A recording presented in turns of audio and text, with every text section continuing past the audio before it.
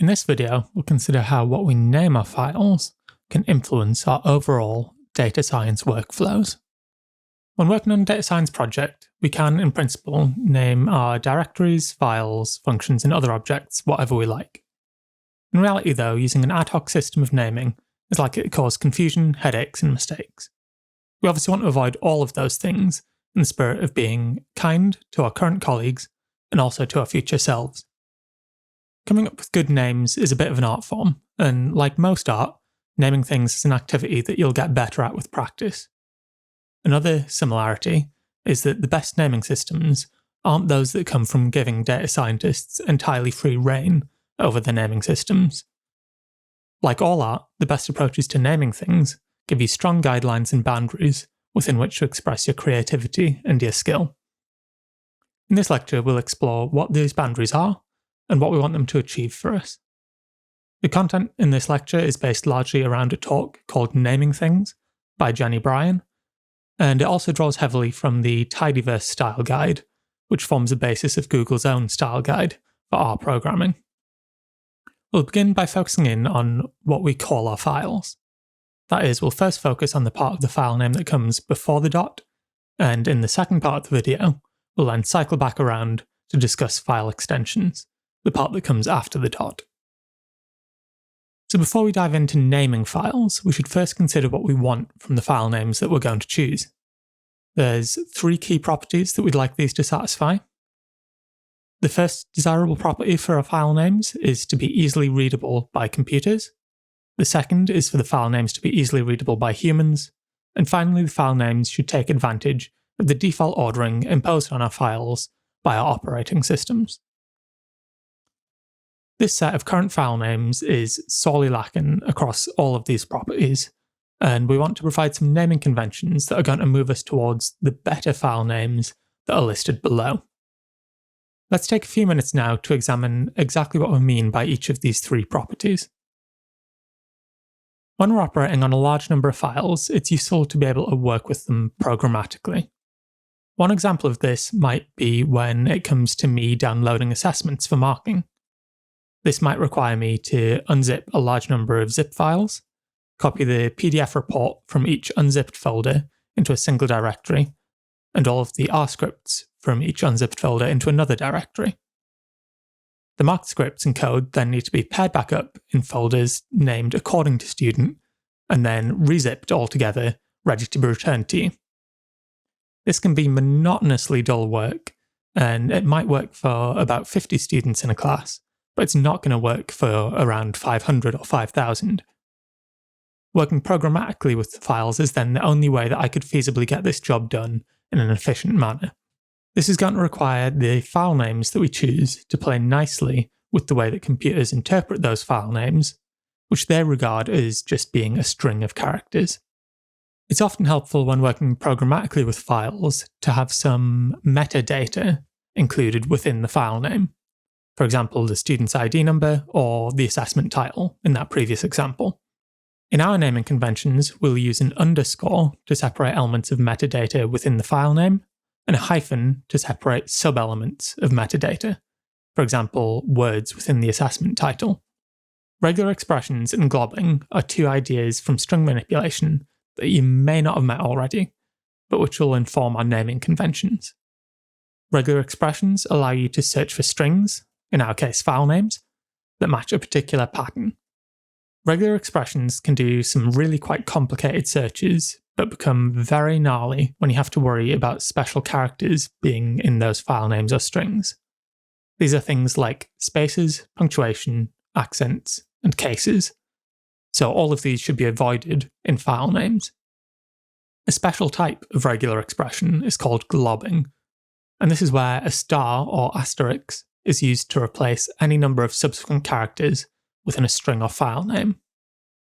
Here we can see an example where we are going to delete all PNG images that begin with rplot using a single line of code. Globbing becomes particularly powerful when you use a consistent structure to create your file names. As in the assessment marking example, having machine-readable file names is particularly useful when managing files, such as when ordering, finding, moving, or deleting them. Another example of this is when your analysis requires you to load a large number of individual data files.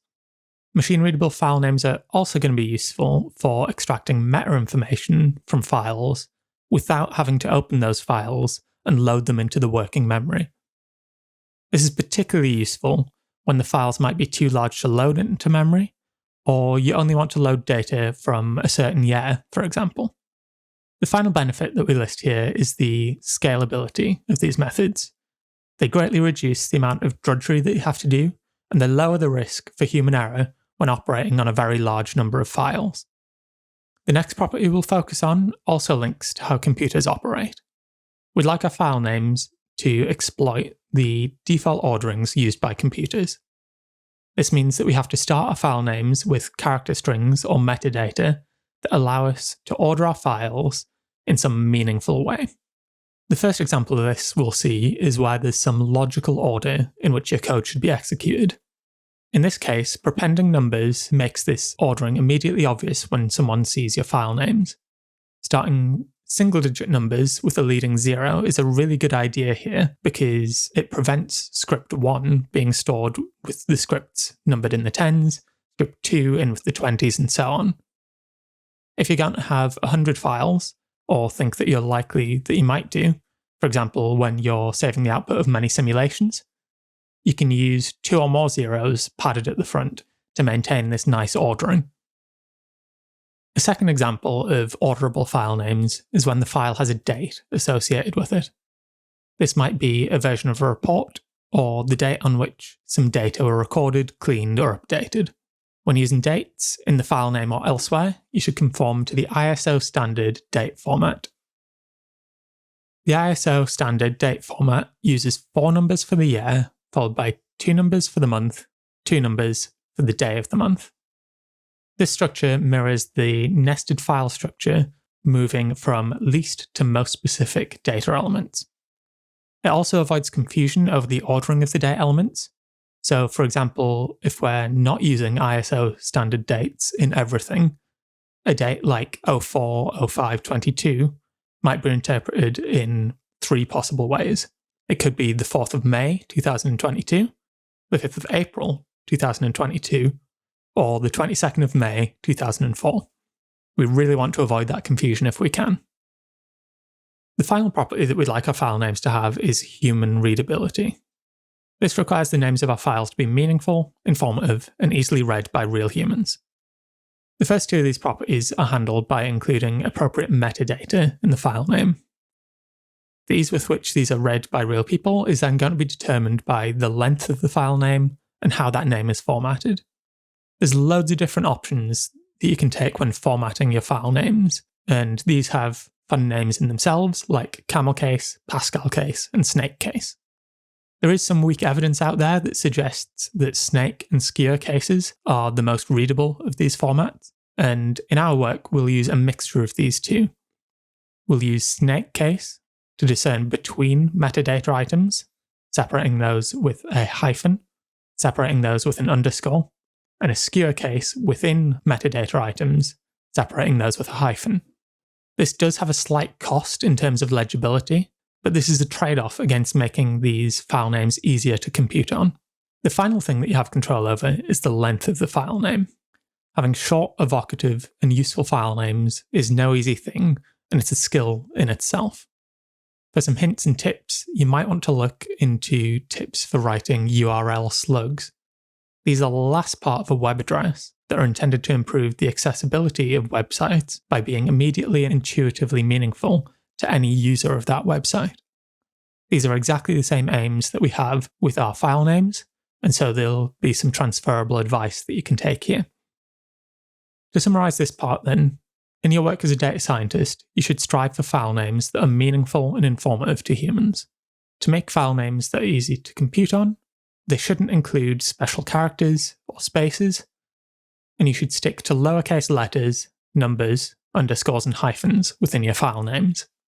Finally, if there's some sort of intrinsic order to your files, then make sure you show this by adding left padded numbers or ISO standard dates. Hopefully this can help us move from our messy original file names to a more refined file naming structure.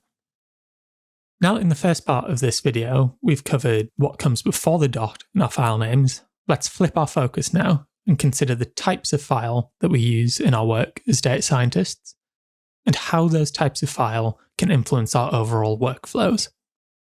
So far, we've focused entirely on what comes before the dot, that is, the file name. But equally, if not more important, is what comes after the dot, the file extension.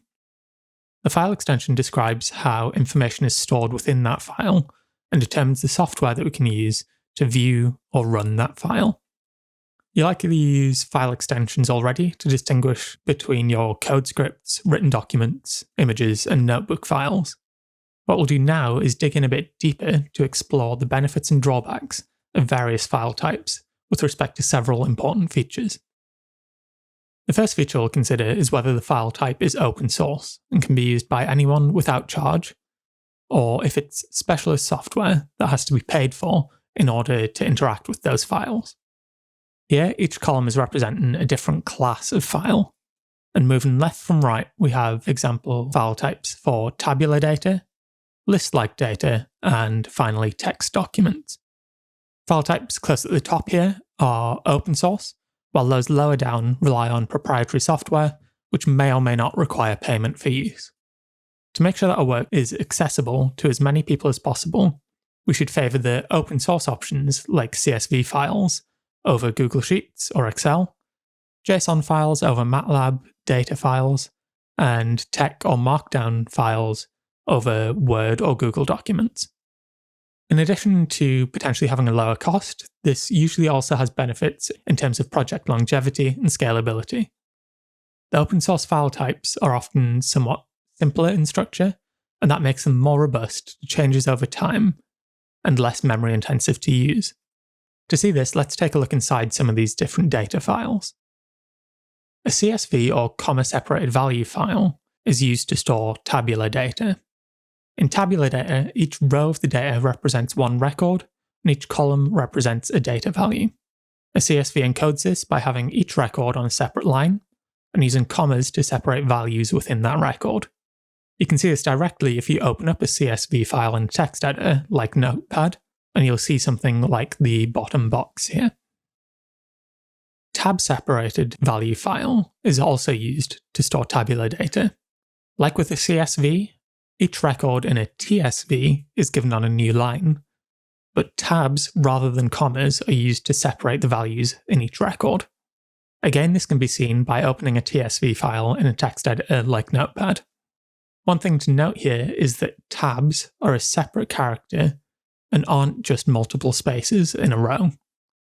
In plain text, these can be impossible or near impossible to tell apart. So most text editors are going to have an option to display tabs differently from repeated spaces, though this option isn't usually enabled by default. Moving on then to an Excel file, when you open one of these in a text editor, you'll immediately see that this isn't a human interpretable file format. Each entry here is a 4-digit hexadecimal number, and there are a lot more of them here than we have entries in our small example table. The reason for this is because Excel files carry a lot of additional information that a CSV or a TSV aren't able to do. For example, an Excel file might have information about cell formatting, or even have multiple tables stored within a single file. This means that Excel files take up much more memory because they're carrying around a lot more information than is strictly contained within the data itself. Moving on to non-tabular data then, a JSON, or JavaScript Object Notation file, is an open source format for list-like data. Each record here is represented by a collection of key-value pairs, and in our example table, each entry has 2 fields, one corresponding to the name key and one corresponding to the number key. This list-like structure allows non-tabular data to be stored using a property called nesting. The value taken by each key can either be a single value, a vector of values, or even another list-like object in itself. This ability to create nested data structures has led to this data format being used very widely in a range of applications that require data transfer. XML files are another option for an open source file format to encode list-like data. Again, here every record is going to be represented by a collection of key-value pairs, but the difference from a JSON file is mainly in how those records are formatted within the file itself. In a JSON file, this is designed to look like objects in the JavaScript programming language, and in an XML file, the formatting is done to look like HTML, the markup language used to write websites. In addition to the files that you read and write during your analysis, the files that you code in will largely determine the structure of your workflow. There's three main options for the way that you can code. The first is directly at the command line. Second, using a text editor or an IDE to write scripts. And third is writing a notebook that mixes code, text, and output together into a single document. We'll compare these methods of working on the next slide, but first let's do a quick review of what notebooks are available to you and why you might want to use them in the first place. As a data scientist, there are essentially 2.5 notebook formats that you're likely to have met before. The first two are R Markdown files for those working predominantly in R, and Interactive Python or Jupyter Notebooks for those working predominantly in Python. The final half format that we'll mention here are Quarto Markdown documents, which are relatively new and extend the functionality of R Markdown files. The main benefit of R Markdown documents is going to be that they're plain text files, so they're very human-friendly. Jupyter Notebooks have the benefit of supporting code written in 3 different languages: Julia, Python, or R, hence the name. The downside here is that they're not so human-friendly. Under the hood, these documents are JSON files that shouldn't be edited directly, because a misplaced bracket is going to break the file entirely. Quarto documents then offer the best of both worlds. They give you plain text formatting that's human readable, and even more extensive language support than Jupyter Notebooks do. Quarto is a recent extension of R Markdown, which is rapidly becoming popular in the data science community. But the drawback here is that with it being a new format, the support available isn't as extensive as with the other 2 formats. Each file format here is going to have its benefits and drawbacks depending on the context in which they're being used, and all are going to have some shared benefits and limitations by nature of them all being notebook documents. The main benefit of notebook documents is their inherent self-documenting nature. This arises because they can mix documentation, code, and report all into a single document. Notebooks also provide a level of interactivity when coding that isn't possible when working directly at command line or using a text editor to write scripts. This second factor is easily overcome, though, by using an integrated development environment when scripting. Writing code in R files is not inherently self-documenting, but this separation of code, documentation, and outputs has many other benefits. Firstly, the resulting scripts can provide a reproducible and automatable workflow, unlike one-off lines of code being run at the command line. Secondly, using an IDE to write these R scripts provides you with a set of tools for syntax highlighting and code linting features that help you to write reproducible and accurate code. Finally, the separation of code from documentation here allows your work to be more easily or even directly put into production. In this course, we'll advocate for a scripting-first approach to data science, though notebooks and command line work definitely have their place. Notebooks are great as teaching and rapid development tools, but have strong limitations with being put into production, and conversely, coding directly at the command line can leave no trace of your workflow and lead to an analysis that can't be replicated in the future.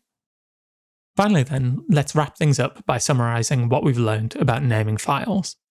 Before the dot, we want to pick file names that are machine readable, human friendly, and play nicely with the default orderings provided to us in our operating systems. After the dot then, we want to pick file types that are widely accessible, easily read by humans, and allow for our entire analysis to be reproduced.